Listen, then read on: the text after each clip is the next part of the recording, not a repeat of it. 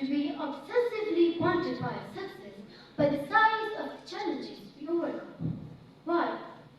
When we hear the phrase, mountains to conquer, do our minds leap to the Everest icy death zone, or to the political competition that reshapes a nation, or to imagine the most barren and terrifying landscape known to humanity, the landscape of self? Dear audience, it is not the mountain that we conquer, but ourselves. This phrase is often repeated, yet rarely internalized. Remember,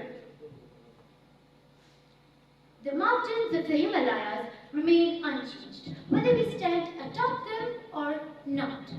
The world only changes when the human spirit that seeks to climb them first achieves an internal balance and stability. A self-conquest, rooted in discipline, clarity of purpose, and profound inner calmness. Respected judges, the history of Islam is not merely a chronicle of military victories or expansions. It is at its core a testament of moral, spiritual, and ethical transformation. An ethical transformation driven by individual self-conquest.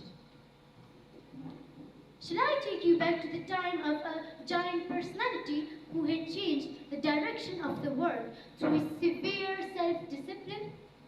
Umar bin al-Khattab, who was known through his pride, fierce tribal sincerity, ego, prejudice,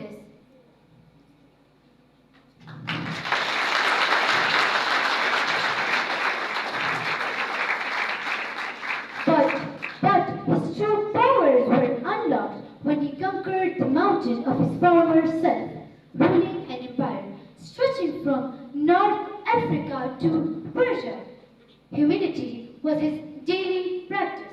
Justice was his highest form of conquest. Accountability was his foremost priority. Compassion was his guiding principle.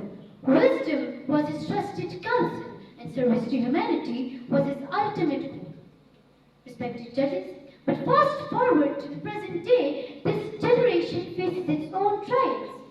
And what is the mountain of today about? It is about stress, overwhelming information, and the constant pressure of performance.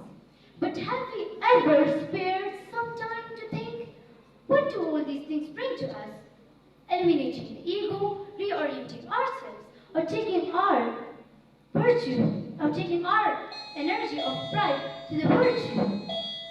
No, simply no.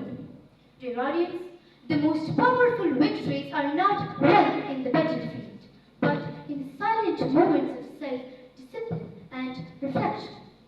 When we conquer the laziness that tells us to delay, we conquer the deadline.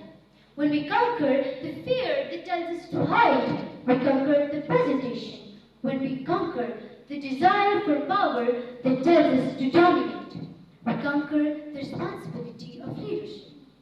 Let's recall the words of Jalaluddin Rumi, who so elaborately captured the essence of this profound truth. Yesterday, I was clever, so I wanted to change the world. Today, I am wise, so I am changing myself. Thank you.